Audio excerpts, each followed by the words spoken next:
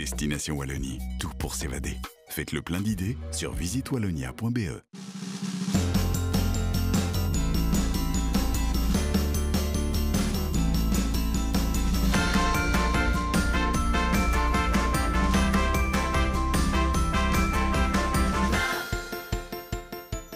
Bonjour à tous, je suis ravie de vous retrouver pour ce nouveau numéro de Bienvenue chez vous.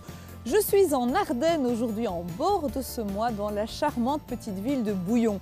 Et Bouillon, c'est une ville comme on les aime parce qu'elle a tous les ingrédients d'une excursion, voire même d'un city trip réussi. Je vous emmène au bord de la rivière découvrir quelques belles balades. Nous irons également visiter la ville de Bouillon. Vous le verrez, on a tendance à l'oublier, tout absorbé que nous sommes par le château, mais la ville vaut également le détour. Et puis, évidemment, passage obligé, nous terminerons notre excursion dans ce fameux château. Après tout cela, j'aurai encore un bon plan pour vous ressourcer en Wallonie. Voilà le programme, il est chargé, alors on y va.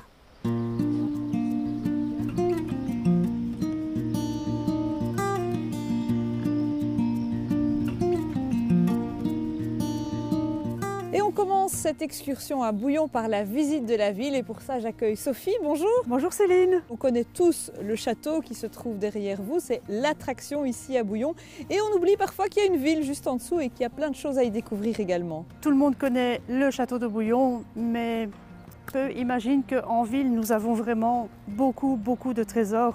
La ville de Bouillon au Moyen-Âge n'a pas tout à fait le même visage qu'à l'heure actuelle. Toutes les parties qui se trouvent de l'autre côté de la Semois ne sont pas construites. Il y a là beaucoup de forêts. On va commencer à défricher par la suite. Et les premières habitations se sont implantées dans la rue du Moulin, juste ici en dessous du château. Alors pourquoi est-ce que Bouillon s'est installé ici précisément à cet endroit? En quoi le lieu était si important déjà au Moyen-Âge? Alors, il est important pour trois raisons. La première raison, c'est que Bouillon se trouve au carrefour de la Haute et de la Basse Lotharingie. La seconde raison, c'est que nous sommes ici rive gauche. Rive gauche, nous dépendons du diocèse de Reims. Rive droite, c'est le diocèse de Liège. Bouillon a également un statut frontalier. Mais la troisième raison et la plus importante, c'est que Bouillon se trouve sur une route de commerce qui relie Reims à Liège.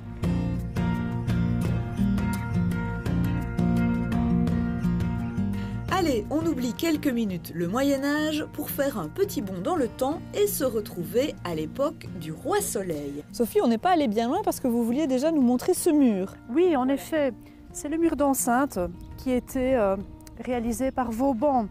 Vauban était l'architecte ingénieur militaire de Louis XIV et il avait pour mission de fortifier toutes les frontières du royaume de Louis XIV. Ce mur d'enceinte suivait le tracé de la Semois et avait pour mission de vraiment fortifier la ville. Il y avait également tous les 180 mètres 9 bastions qui étaient destinés à abriter 50 hommes, 50 soldats qui évidemment étaient là pour surveiller et pour défendre la ville. La ville, nous y voici justement. Pour la visiter, on vous conseille de suivre ces panneaux bleus. En 21 étapes, ils vous permettent de découvrir tous les lieux emblématiques de Bouillon. Alors tu voulais absolument, Sophie, nous montrer ce petit jardin ici. Pour quelle raison? Voilà, tout à fait. Nous sommes dans le jardin du musée ducal et ce jardin met à l'honneur Pierre Rousseau. Alors Pierre Rousseau, qui est-il? C'est un encyclopédiste qui est venu s'installer ici à Bouillon au XVIIIe siècle, au siècle des Lumières. Il a créé le journal encyclopédique et a embauché à peu près 60 personnes ici. Il a vraiment développé des activités très importantes dans le domaine de l'imprimerie et dans le domaine de la diffusion du savoir à la période des Lumières. Terminez les pavés et les escaliers, rendez-vous maintenant en bord de Semois avec notre guide Thierry. Au départ de l'abbaye de Cordemois, il nous emmène en balade jusqu'au moulin de l'Épine. Quelle est la particularité de la vallée de la Semois ici? On voit il y a des prairies comme ça en bord de rivière. Oui, en fait la vallée de la Semois, une vallée surimposée. Donc la rivière est venue, elle coule sur un socle de roche-mère. Mais alors, ce qui se passe, c'est que cette vallée est très méandreuse. Et alors, il y a une sorte d'arrachement, d'érosion particulière avec dépôt d'alluvions de l'autre côté. Et c'est pour ça que l'on a régulièrement des pâturages ou des zones plus ou moins planes d'un côté sur une des rives de l'Asmois et de l'autre, c'est très abrupt.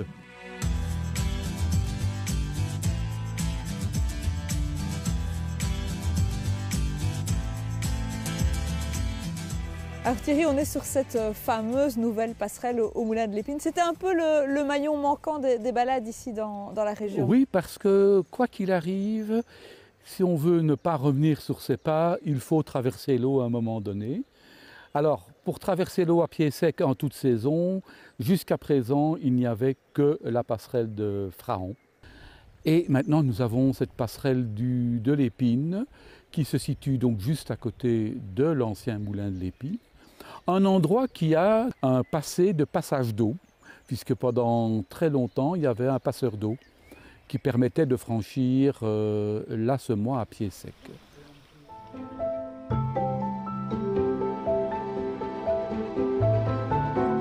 Comme promis, on termine par l'attraction phare de la ville, le château, un véritable paquebot de pierre dont la construction remonte au XIe siècle. La forteresse, perchée sur son éperon rocheux et munie de 4 barrières de protection, est imprenable par la force. Elle a appartenu au célèbre Godefroy de Bouillon qui mena la première croisade. Aujourd'hui, c'est le chevalier Alain qui assure la visite. Chevalier Alain, il est immense ce château, il est très long. On est ici dans la cour d'honneur, mais il y a quand même quelque chose qui interpelle quand on a l'image comme ça du château féodal, c'est qu'il n'y a pas de donjon ici. Effectivement Céline, le château il est impressionnant, il fait 340 mètres de long sur 45 mètres de large, mais malheureusement il a perdu son donjon. Le donjon, c'est la pièce maîtresse du château. Ici, le donjon, eh bien malheureusement, il a été détruit par les occupants qu'on a eu de 1815 à 1830 ici à Bouillon, j'ai nommé les Hollandais. Et donc les Hollandais, ils ont eu besoin de dormir dans ce château, ils ont fait de la place et malheureusement, ils ont démonté le donjon. Le château propose aujourd'hui plusieurs formules de découverte, de la chasse au trésor aux visites nocturnes en passant par des exposés plus historiques. L'occasion de tordre le cou à quelques mythes moyenâgeux. Alors Céline, impressionnant le trou de 6 mètres qu'on appelle les oubliettes. Seulement Céline, il n'y a jamais eu d'oubliettes dans les châteaux du Moyen-Âge. Ici, comme dans les 50 000 autres châteaux, on a effectivement trouvé ce trou de 6 mètres de profondeur.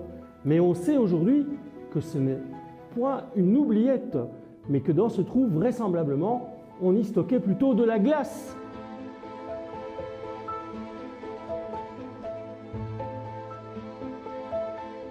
Chevalier Alain, il fallait quand même parler dans ce château de son hôte le plus célèbre, Godefroy de Bouillon. Ah oui, malheureusement on termine souvent par lui, on termine la visite par lui, il faudrait la commencer par lui parce que c'est quand même lui le possesseur du château, c'est lui qui l'a vendu. Je dis souvent, c'est grâce à lui qu'on est là, Godefroy de Bouillon. Et alors là, il est dans cette attitude du pénitent où il est censé accepter sa mission. Donc la mission pour laquelle il est devenu très célèbre, ce sera la première croisade. Et à la mort de Godefroy de Bouillon, le château devient la propriété du prince-évêque de Liège. Il est aujourd'hui un peu à chacun d'entre nous puisqu'il appartient à l'État belge. Allez, il est temps de quitter le chevalier Alain pour une petite balade dans le Condro. Bienvenue dans le domaine de Haudoumont, nous sommes dans le Condro. Alors pour vous ressourcer, moi je vais vous proposer un logement dans un dom-up, un logement dans les arbres, en pleine nature, et je vais retrouver Yolande, la gestionnaire du domaine. Bonjour Yolande. Bonjour Corinne. Alors tu es en train d'ouvrir le dom-up pour tes invités de ce soir, mais tu les accueilles d'abord dans la cour du château. Exactement, nous les accueillons. Ensuite, je les escorte avec la 4x4 jusqu'à la dom-up. Alors ils découvrent le magnifique endroit, le dom-up, mais aussi le magnifique paysage. Mais qu'est-ce que tu leur proposes d'autre?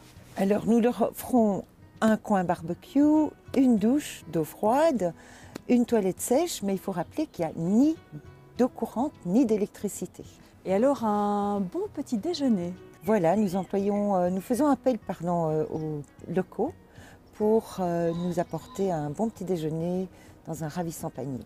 Alors c'est magnifique, hein, aussi bien le dôme-up que la vue. Et il y a un deuxième dôme-up un petit peu plus haut. Nous avons un deuxième dôme-up qui est un peu plus loin, qui est plus cocoon dans les arbres et qui est génial aussi. Et aux alentours ici du dôme-up, qu'est-ce qu'on peut faire? Alors nous avons donc bien tout le domaine où nos invités peuvent se promener.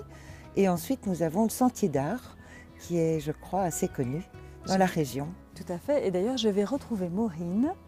Et je peux dire en tout cas dépaysement garanti. Merci Yolande. Au revoir Corinne, merci. Alors Maureen, se balader dans la nature, c'est très chouette, mais si en plus on peut au détour du chemin découvrir des œuvres d'art, c'est un petit peu le principe de Sentier d'art. Oui, donc on fonctionne un peu comme un musée à ciel ouvert. On a 140 km de promenade et alors tous les 5 km, on a une œuvre de land art. Alors ici, on est sur la commune d'Ohaye. Vous avez des boucles avec un certain nombre de kilomètres pour les familles. Oui, sur l'ensemble des 140 km, on propose 12 boucles qui font entre 7 et 16 km et qui proposent à chaque fois de découvrir 3 œuvres. Alors Maureen, ici, on est devant l'œuvre Renversement et tu as parlé de land art, c'est-à-dire? Alors le land art, c'est un principe artistique qui part des éléments naturels pour créer des œuvres d'art. Donc ça peut être très minimaliste, faire un dessin par terre avec des feuilles mortes, ou alors on peut avoir des trucs plus conséquents comme ce qu'on propose sur Sentier d'art. Le principe, c'est que l'œuvre d'art, du coup, elle va évoluer avec le temps et avec la météo et être amenée à disparaître par elle-même au final. Ici, c'est un artiste franco-belge? Oui, alors c'est Valeur Le Dournet, c'est un artiste français mais qui réside beaucoup en Belgique. Et qui a participé 2 fois à Sentier d'art, on le retrouve également sur Sommeuse. Alors il y a 2 autres œuvres sur ce sentier-ci. Dans le cas de la petite boucle qui passe par la boucle de Doumont, oui, on retrouve l'œuvre Le Veilleur et alors une autre œuvre qui s'appelle Tribouac. Je propose qu'on continue la balade. Avec plaisir.